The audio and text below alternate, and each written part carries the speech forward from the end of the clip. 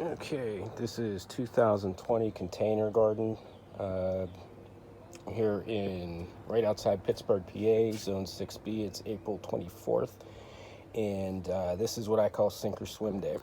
There are a lot of the cold weather crops that I've had growing under lights. They've been coming out, getting acclimated to the sun for about a week now, and now it's time for them to stay outside.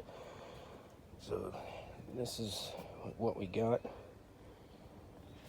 and we'll see how these things go.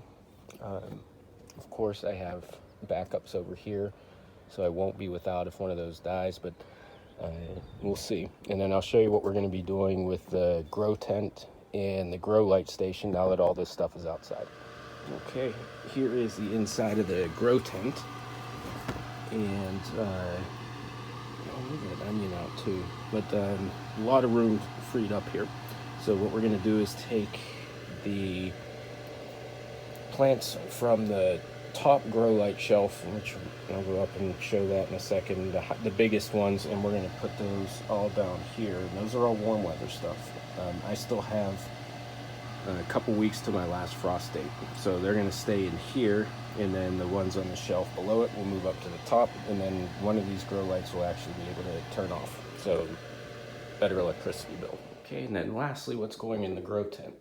So all these things are all going in there.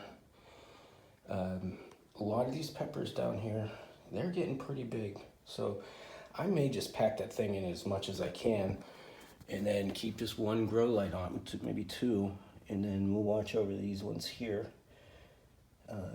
Most of those I don't even know what they are, so I guess I gotta put some water in there and just hope for the best. All right, see you next time.